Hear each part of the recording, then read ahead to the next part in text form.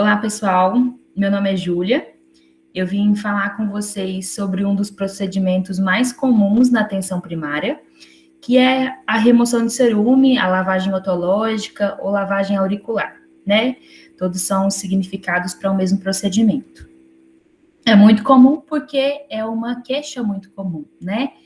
E o que é esse procedimento? É a retirada do excesso de cera do cerume impactado no conduto auditivo externo, né? E pode ser através da instilação de água morna ou soro fisiológico aquecido.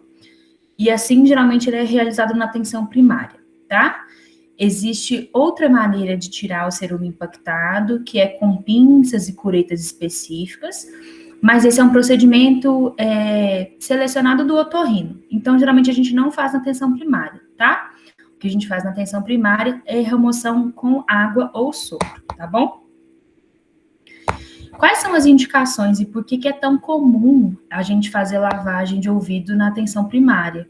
Porque são queixas comuns, né? Por exemplo, como a sensação de dor no ouvido, de plenitude auricular, que é o ouvido entupido, a sensação de eco, a diminuição da acuidade auditiva, a dificuldade de realizar a otoscopia pelo próprio profissional, a sensação de zumbido ou, às vezes, até mesmo tontura ou vertigem, que pode ser explicada pelo acúmulo de cera, né? O objetivo, então, da lavagem é justamente reduzir esses sintomas, né? Que podem ser, inclusive, de tosse crônica, onde o agente causador é o cerume impactado. Então, o nosso objetivo é solucionar a queixa pela qual o paciente nos procurou, né? Uma segunda indicação é quando o paciente precisa fazer um exame. Por exemplo, ele está com queixa de baixa acuidade auditiva, talvez no exame não tenha um impactamento dessa cera, não tenha rolha, mas é importante deixar o condutor auditivo bem prévio para realizar, por exemplo, a audiometria, né, para que não tenha intervenção. Quais são as contraindicações da lavagem de ouvido?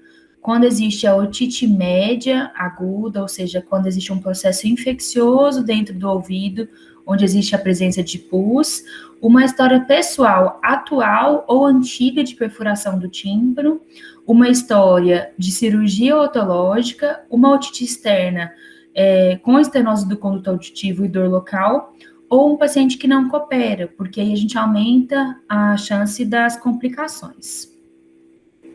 O material que a gente vai usar é um material bem simples. É um material que geralmente está disponível na unidade básica de saúde de rotina.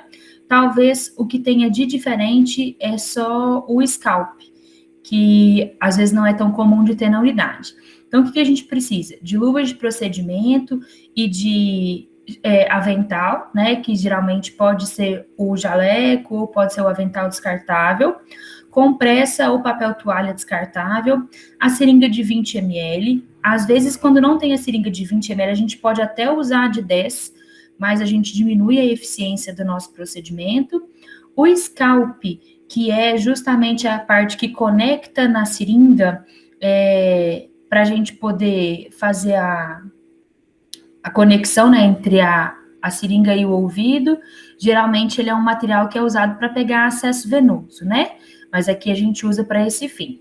A cúpula, que é essa bacia redondinha, a cuba rim, que é essa que tem o formato de um feijão, o otoscópio, com uma aurícula em tamanho adequado para cada tipo de conduto auditivo, tesoura e água ou soro fisiológico morno, temperatura aproximada de 37 graus, que é a temperatura corporal. O que consiste o procedimento? Primeiro de tudo, realizar a otoscopia, tá? Isso é uma questão muito importante, porque a gente tem que observar se não tem nenhuma contraindicação, como a gente viu, que são a presença de infecções agudas, e a gente tem que observar se, por um acaso, durante a preparação para o procedimento, não houve a remoção do cerume espontaneamente, né? A gente sempre usa os ceruminolíticos antes do procedimento, eu vou falar um pouquinho mais na frente, mas é muito importante realizar a otoscopia, tá? Após isso, Realizar a higiene das mãos, a gente posiciona o paciente sentado com a cabeça centralizada, de preferência sem nenhuma barreira em volta dele, onde a gente possa fazer circular ele por completo. Posiciona a compressa ou a toalha descartável no ombro do mesmo lado, inclusive às vezes a gente pode colocar aqui justo no pescoço também, junto com a cuba rim, tá? Dessa maneira que vocês veem na foto. Aí a toalha tá no ombro, a gente pode colocar também a toalha no rosto do paciente, entre a cuba e o rosto, tá?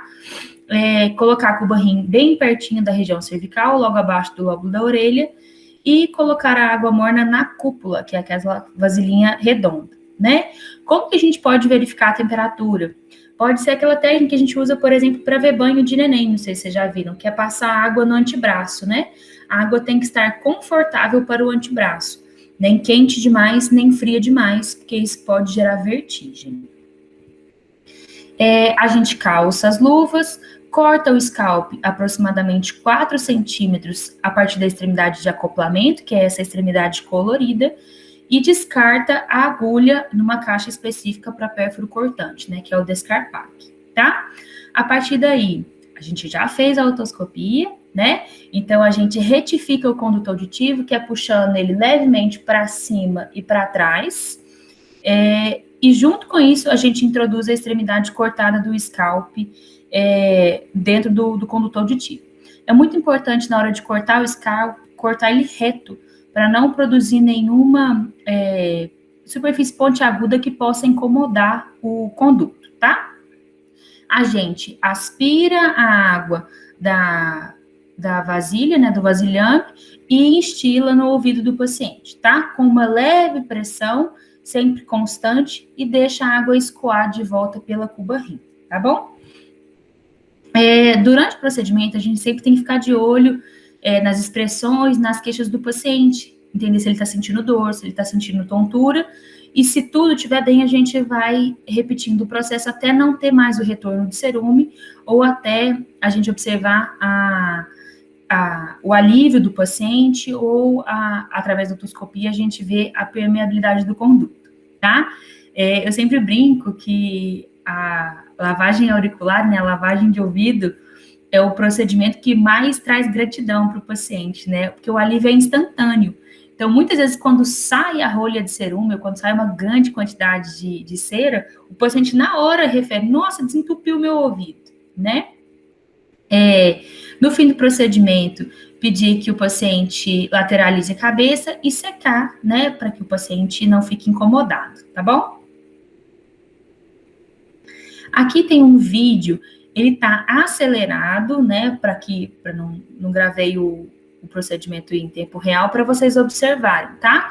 Quero que vocês observem a posição da cuba, a questão aí do paninho para não molhar o paciente, a otoscopia que é feita antes e durante. Eu geralmente faço toda a instilação quando não vem nenhum cerume, ou após a vinda. Na verdade, eu costumo fazer a cada instilação, né? Mas não existe uma regra, não. Quando não vem o cerume, a gente pode não fazer a otoscopia, esperar sair mais cera. Mas se o paciente estiver sentindo dor, a gente sempre tem que dar uma olhadinha, né? Mas é sempre acompanhar o procedimento com a otoscopia, tá? E aí, o uso de luvas, o uso do jaleco, e é isso. Vou soltar aqui o vídeo para vocês poderem observar. Ele está um pouquinho acelerado, mas dá para entender. Posicionei o paciente sem nada em volta dela, realizei a otoscopia, calcei as luvas, aí eu cortei o scalp e instilei ele 2 vezes, o paciente foi liberado. Vou colocar mais uma vez sem eu falar para vocês poderem observar com calma.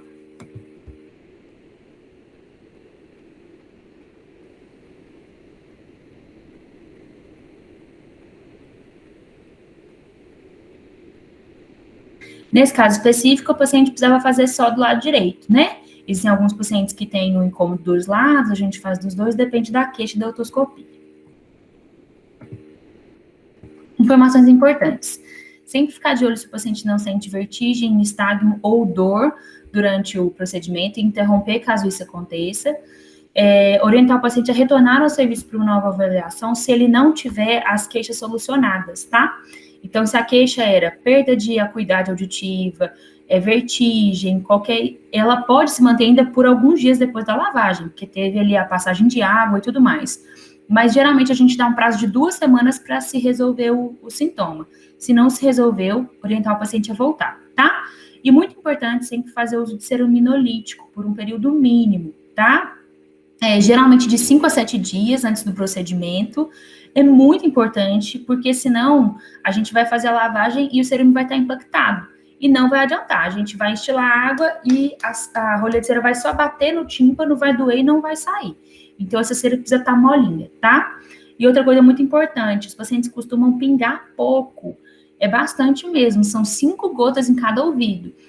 Quantas vezes conseguir, né? De 3 a 4 vezes. Mas quando os pacientes não conseguem, pelo menos 2 vezes, tá bom? É isso. Qualquer dúvida que vocês tiverem, podem me mandar lá pelo Instagram. Espero que vocês tenham aproveitado. E esse é um procedimento que vocês podem e devem fazer na atenção primária, tá? É um procedimento simples, que não precisa de um treinamento específico, é só saber da técnica correta e se atentar para os sintomas de interrupção quando necessário, tá bem? Agora, sobre inserção e retirada de DIU. Quando entraram em contato comigo sobre quais procedimentos eu gostaria de falar, o DIU foi o primeiro que eu falei, né? Eu amo falar sobre DIU, sou uma grande defensora dos direitos reprodutivos femininos, e uma grande defensora dos dispositivos de longa duração, né? A gente chama de LARCs, do inglês, que são os dispositivos reversíveis de longa duração para contracepção, né? E o DIU é um deles, tá bem? E aí, só por curiosidade, né, da onde que surgiu o DIU e por que tem uma camela e uma rainha aí? Porque elas compartilharam do mesmo método contraceptivo, né? Os primeiros registros que a gente tem de uso de contraceptivo através de metais ou de pedras preciosas é do ano de 6 depois de Cristo, quando iam se atravessar os desertos e não queriam que as camelas engravidassem, porque se elas emprenhavam, né, elas diminuíam a capacidade de força, não poderiam ser usadas e tudo mais. Então, os viajantes começaram a introduzir no útero das camelas pedras preciosas e metais, e viram que o cobre era uma das que dava conta, né, de segurar essa contracepção, de impedir a contracepção. E isso foi sendo usado ao longo dos anos, inclusive no Egito antigo, né, às vezes com pedras preciosas, às vezes com excrementos de animais, com substâncias ácidas, como limão, e também foi usada durante o século XVI, XVII, as grandes monarquias, né, algumas rainhas tinham seus úteros realmente cravejados de pedras preciosas. E depois estudamos isso e fizemos o que temos hoje do DIU, que é a haste de plástico envolvida com cobre, tá? Aqui na apresentação, eu vou me referir sempre ao DIU de cobre, porque é o DIU que está disponível no SUS, tá bem? Vou fazer algumas intervenções falando sobre o Mirena e sobre o Mini DIU.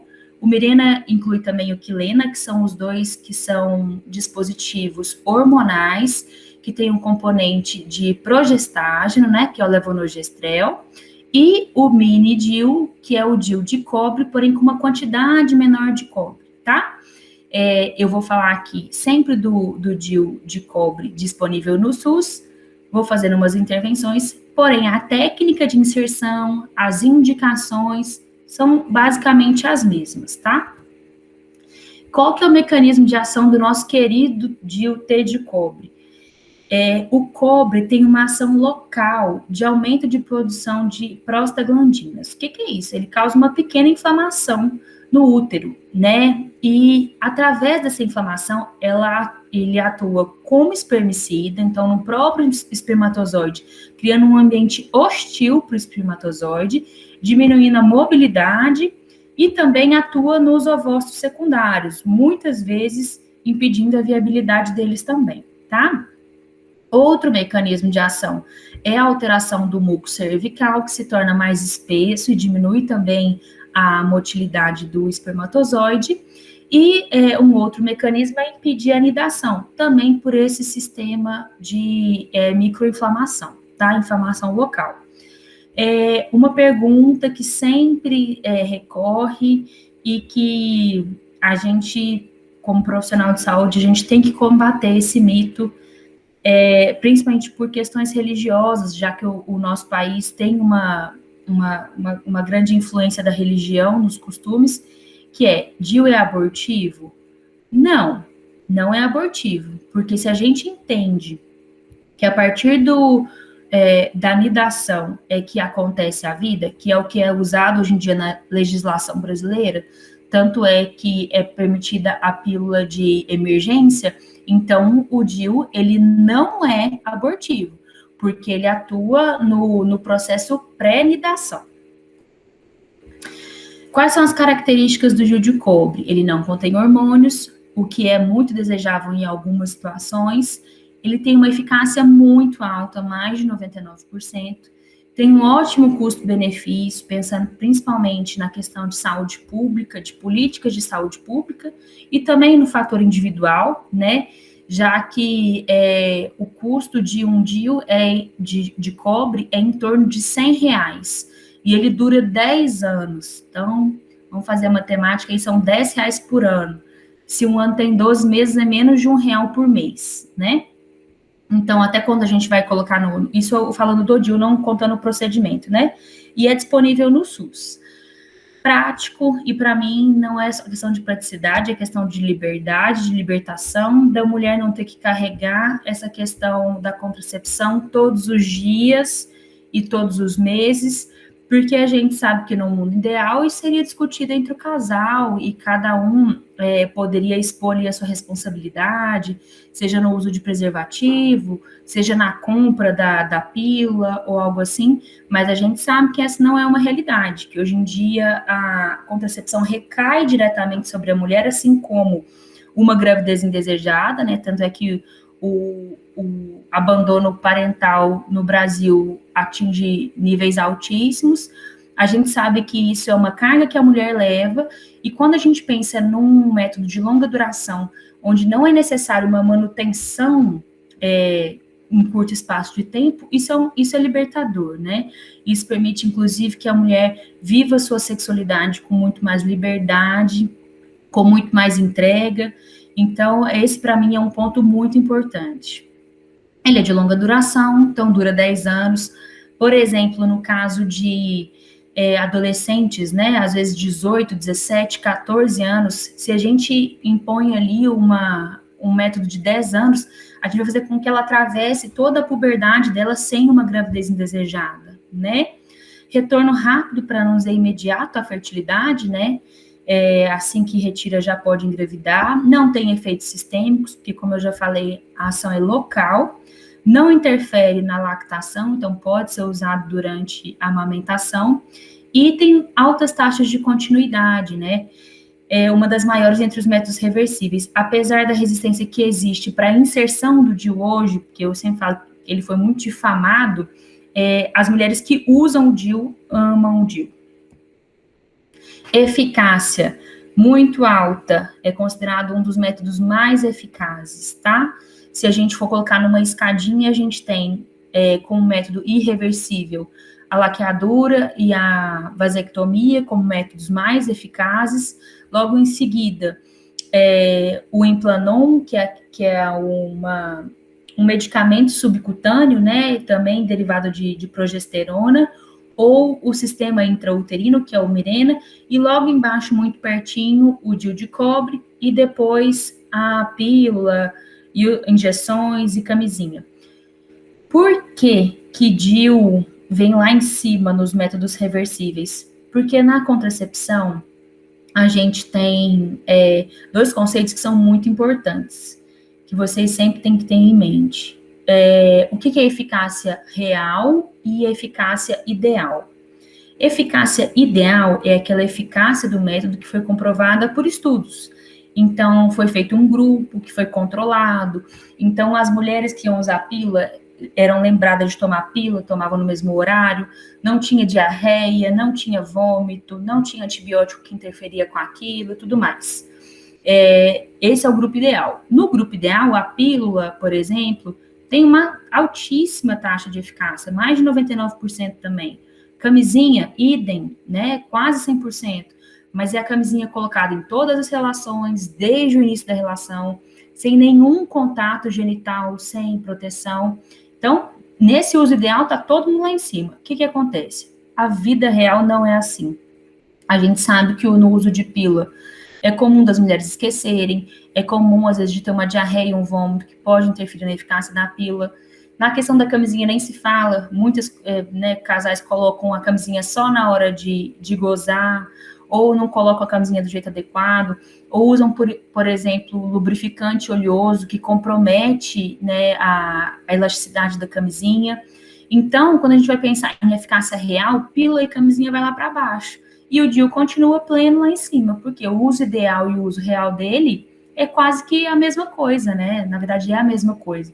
Porque não existe nada que você faça que vai tirar o seu DIU do lugar. Se ele tiver que sair, ele está dentro aí dessa taxa de falha, que é de 0,6 a 0,8%, ou seja, 6 a 8 mulheres a cada 1.000, e que isso não depende do comportamento. Então, não depende de atividade física, não depende de relação sexual vigorosa, nada disso, né? Se for pro DIU falhar, ele vai falhar porque ele não é 100%, né?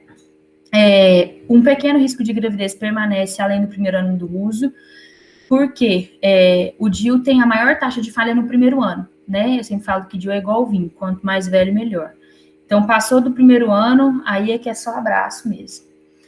E, como eu já falei, a validade e o retorno da fertilidade, tá?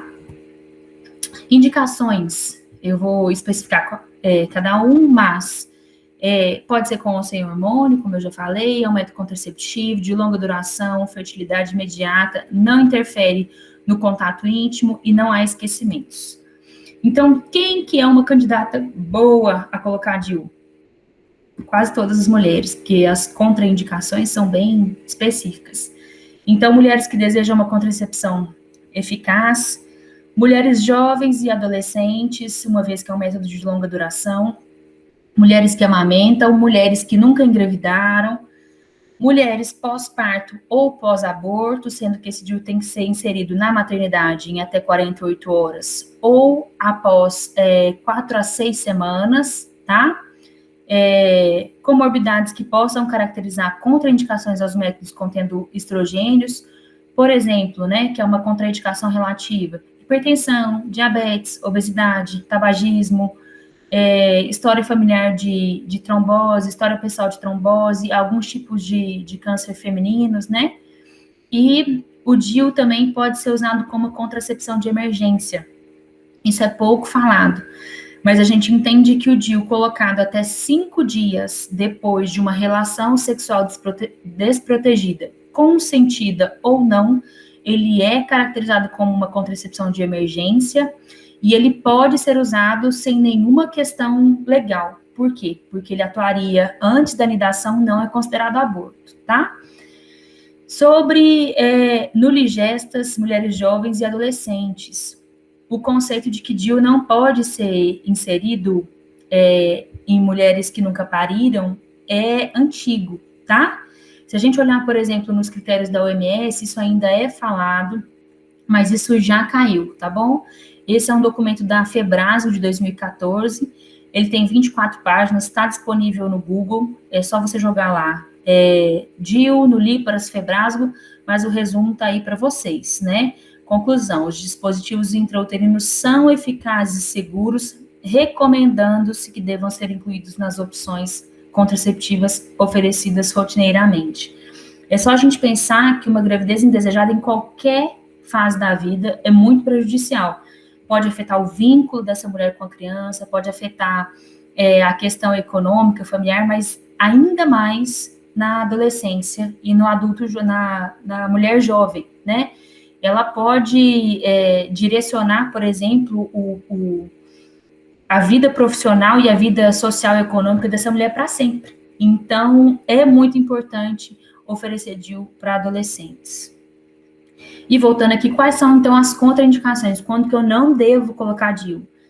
Câncer de colo de útero, né, neoplasias malignas, de colo ou de corpo do útero, então aí entra também endométrio, sangramento uterino de causa desconhecida, suspeita de gravidez, porque aí entra no caso de um abortamento, né, ilegal, doença inflamatória pélvica ativa por qualquer agente infeccioso conhecido, má formação uterina congênita, como útero bicorno, útero septado, ou estenose cervical intensa, cervicite aguda, coagulopatia, sejam elas congênitas ou medicamentosas, né, uma mulher que está sendo anticoagulada, presença atual de infecção sexualmente transmissível, história de doença inflamatória pélvica desde a última gravidez. Na verdade, isso é um pouco questionado. Na verdade, o que a gente tem de mais atual é que não deve ser colocado em vigência de doença inflamatória pélvica ativa, tá?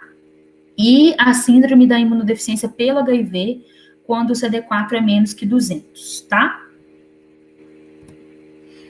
Efeitos colaterais. Lembrando que o DIU de cobre ele tem uma ação local, tá? Então, ele pode aumentar o sangramento e fazer ele durar mais durante a menstruação, pode causar sangramento irregular, principalmente nos primeiros 6 meses de uso, pode piorar as cólicas durante a menstruação e pode ter uma alteração da produção de muco, tá? Em relação ao aumento de sangramento e aumento de cólica, a grande maioria das mulheres volta ao seu basal após 6 meses. Então, é importante que a gente tente manejar esses efeitos colaterais leves com medicação, tá? Um grande aliado é o uso de anti-inflamatório, por exemplo, que é o Alivium, né, que é o Buscopan, tá? O ibuprofeno, tá? E outra coisa, é importante, assim, que geralmente aumenta dor e sangramento para quem já tem dor e sangramento de moderado a aumentado, né? E aí vale a pena até a gente se interrogar se é realmente uma indicação ou não, tá? Acho que é isso mesmo que eu ia falar. Ia fazer uma pincelada aqui sobre o Mirena, né? Efeitos colaterais dos DIUs hormonais. Os DIUs hormonais, eles são mais novos, né? Eles têm cerca mais ou menos de 20 anos. E eles ainda estão sendo completamente estudados em relação aos efeitos sistêmicos, porque acredita-se que a absorção é local, tá? Porém, existem relatos recorrentes de mulheres que notam alteração da libido, do cabelo, da pele, do peso. Então, assim, comprovadamente, nada ainda para os Mirena e Quilena, né, que são os dispositivos hormonais intrauterinos, sistemas intrauterinos. Mas a gente ouve relatos, tá? Então, assim, não dá para ignorar completamente, mas a gente precisa ter um pouco mais de certeza. Complicações, expulsão é a mais frequente, é mais frequente de acontecer nos primeiros meses de uso e durante a menstruação, tá? Varia de 3% a 9% e é influenciada pela técnica de inserção, tá bom? Ou seja, se a mulher teve muita cólica, muita dor, se a técnica de inserção foi correta, e ela é mais frequente em mulheres que nunca engravidaram, né? A perfuração uterina é a mais grave, mas também rara, né? Os dados aí que divergem um pouco, mas é quando a gente passa o DIU além da cavidade uterina e ele fica na cavidade abdominal. A gravidez ectópica, esse é um ponto importante. Existia também a ideia, né, de que o DIU aumentava a gravidez ectópica. Não é que o DIU aumenta a gravidez ectópica, o DIU aumenta a proporção de gravidez ectópica quando ocorre a falha, tá? Então, vamos lá. Se você pegar mulheres que usam DIU, mulheres que não usam DIU, no geral, as mulheres que não usam DIU vão ter uma taxa maior de gravidez ectópica. Por quê? Porque a taxa de gravidez delas é maior, né? A gente, sem usar método, ou usando um método que não seja com uma alta taxa de eficácia, o número de gravidez vai ser maior e aí, por consequência, o número de gravidez ectópica é maior. Agora, na proporção, quando se engravida com DIU, que já é uma falha, né, do método, já é uma complicação do método, a chance de ser gravidez ectópica é maior do que se não usasse o DIU, tá? Aumento das ISTs. Isso também é um pouco ainda questionado, a gente não tem certeza. Inclusive, gera discussão sobre a inserção de DIU em populações vulneráveis, que são, por exemplo, mulheres com múltiplos parceiros ou usuárias de droga, mas a gente ainda não tem muita certeza, porque a gente sabe que é melhor mesmo para elas é não engravidar, né? Quando inserir qualquer momento do ciclo menstrual, tá? Desde que seja excluída a gravidez. Por isso que falam que inserir na menstruação é melhor. A gente tem certeza que a mulher não está grávida. Tem uma certa permeabilidade maior do colo também, mas isso não pode ser motivo para embarrear o acesso ao DIU, né? Imagina você conciliar a agenda do médico com a agenda do ciclo da paciente. Então, assim, isso não deve ser uma verdade. E para excluir gravidez, a gente tem o teste instantâneo de gravidez disponível nas UBSs, né? Ele vem por uma demanda do governo federal, que é o famoso TIG, então isso é algo bem tranquilo. Pós-parto ou pós-abortamento imediato, lembrando que tem aquele intervalinho, ou 48 horas após o evento, ou de 4 a 6 semanas após. Para as usuárias do DIU de cobre que desejam substituir a remoção e inserção de um novo, pode ser efetuada no mesmo momento. Inclusive, se for trocar, por exemplo, um DIU de cobre para mirena para o cobre, tudo isso pode ser no mesmo momento, tá? Sempre fazer o exame ginecológico completo, que a gente consegue entender se tem alguma malformação que altera ali o corpo do útero. É claro que a gente não vai conseguir ver todas, por exemplo, um útero bicônico ou septado, a gente não consegue ver pelo exame ginecológico. Mas esses casos são a minoria e por isso o ultrassom não se justifica de rotina, tá? Significa que eu não posso fazer ultrassom? Pode, tá? Você tem tranquilo, tá liberado aí para você super de boa fazer ultrassom. Pode fazer, vai te dar mais segurança, mas não pode atrasar a inserção, tá? Não deve ser um motivo para atrasar a inserção. Então, não é necessário ultrassom de rotina. O exame pélvico bem feito, que é o exame especular e o toque bimanual, substituem o ultrassom, tá? Aconselhamento para inserção. A gente entender quando foi a última menstruação dessa paciente, por quê? Se foi até 14 dias atrás, eu garanto que ela não está grávida, né? Assim, a depender do ciclo dela, mas a gente considerar um ciclo médio de 28 dias. Uso de método contraceptivo. Por exemplo, se ela usa um método contraceptivo eficaz e supervisionado pela equipe de saúde. Por exemplo, injeções mensais ou trimestrais. Não é necessário fazer exame de gravidez, tá? Se o método usado é regular e é um método considerado eficaz, não é necessariamente preciso fazer o teste de gravidez. Descartar a gravidez, não ter uma infecção ativa, e o último exame citopatológico. Prestar atenção na idade para a coleta de preventivo. O rastreamento de câncer de colo de útero no Brasil é indicado entre os 25 e os 64 anos, ou seja, antes dos 25 não é necessário a coleta de preventivo, mas também não é a contraindicação para inserção, tá?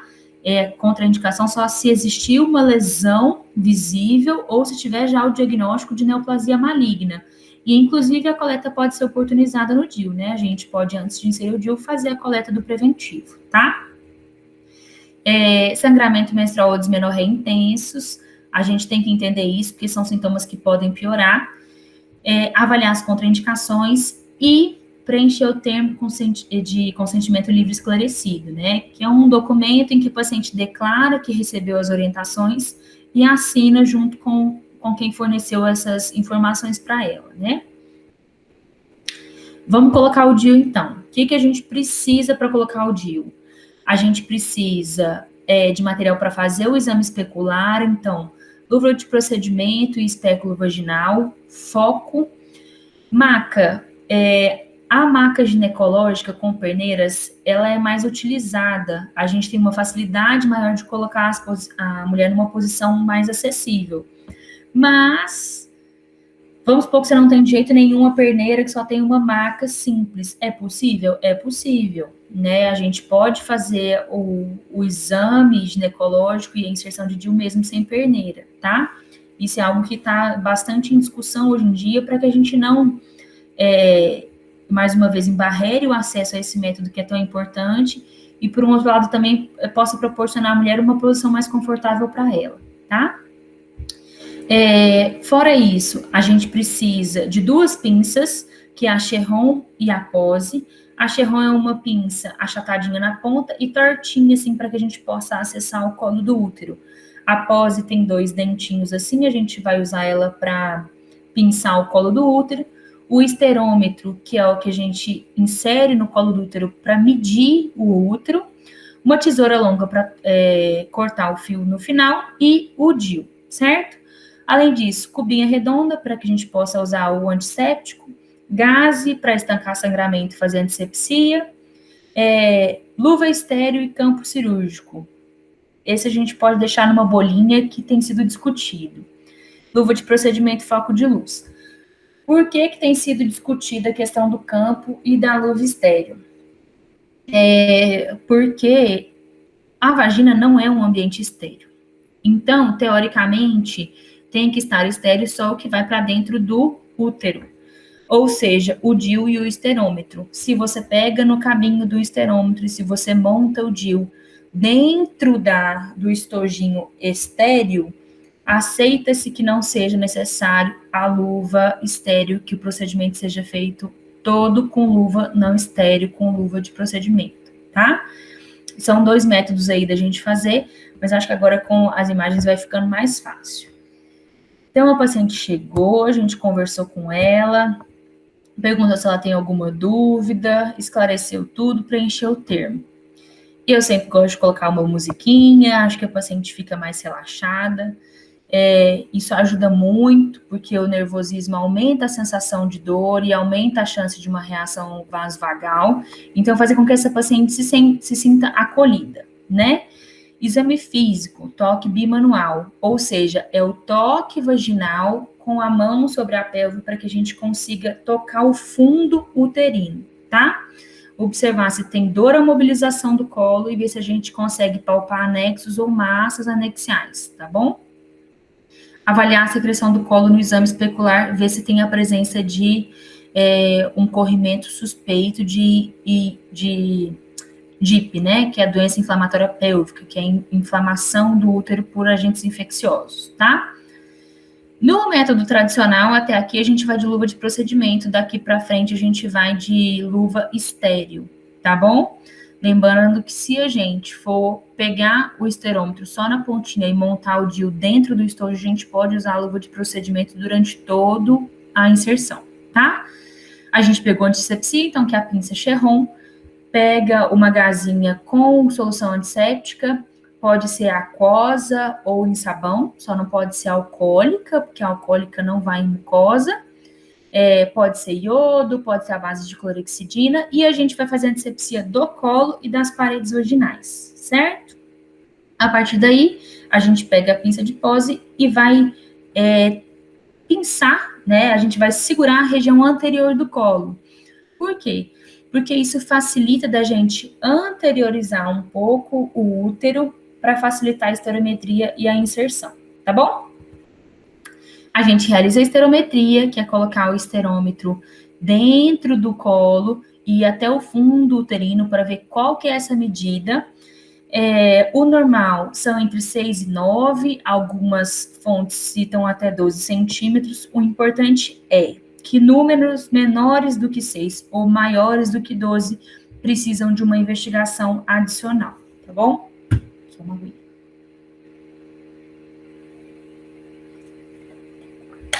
Então, colo pinçado, anteriorizado, eu consegui fazer a medida do útero.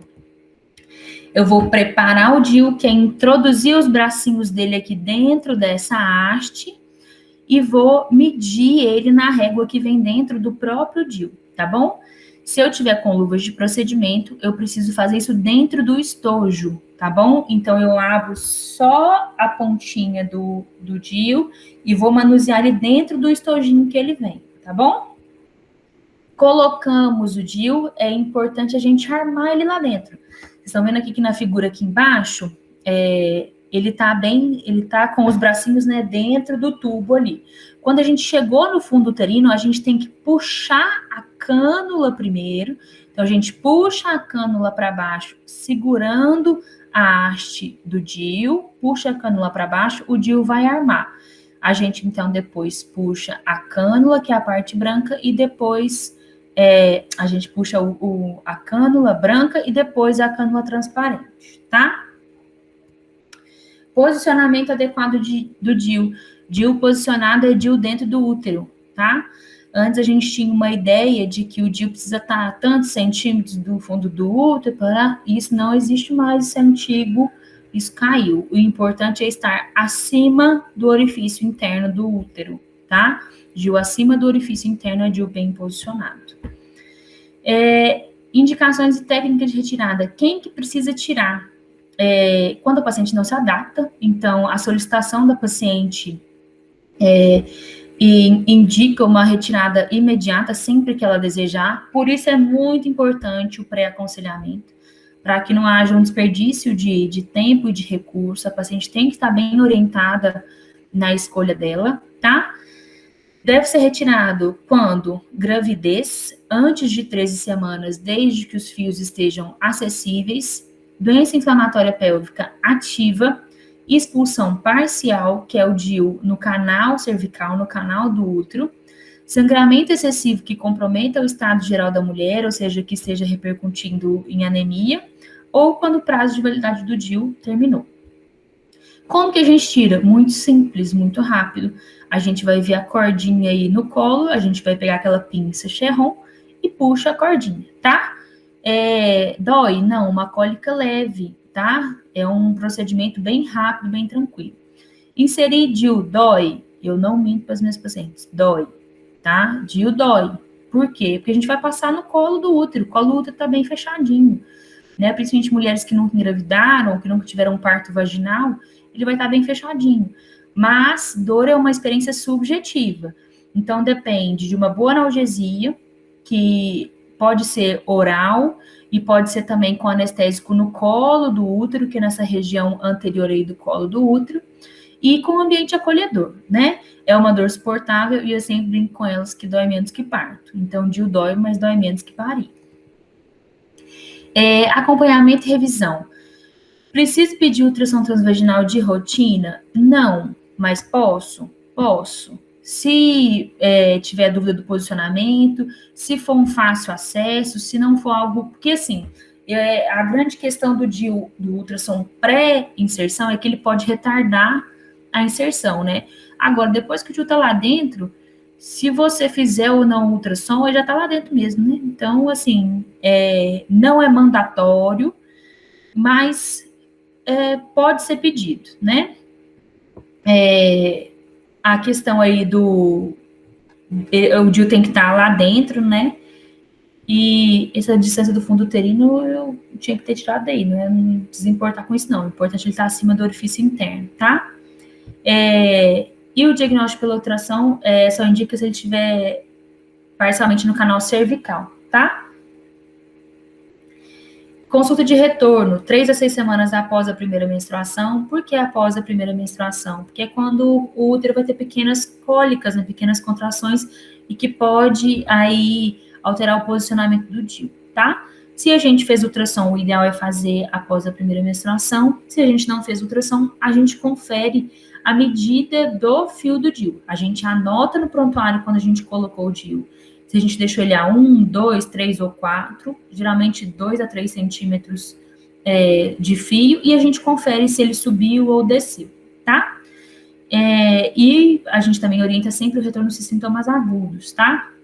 Importante lembrar que a complicação mais grave do DIU imediata, né, é a perfuração, e os sintomas aparecem em até 72 horas e não são incólicas, como acontece no pós-inserção normal, né? Pós-inserção, o paciente tem uma tendência de ter cólica, uma dor que aperta e solta e que melhora com anti-inflamatório, mas dor constante, empeora e que vai se tornando localizado periumbilical ou em alguns dos lados da pelve, alerta vermelho de que pode ter acontecido uma perfuração, tá?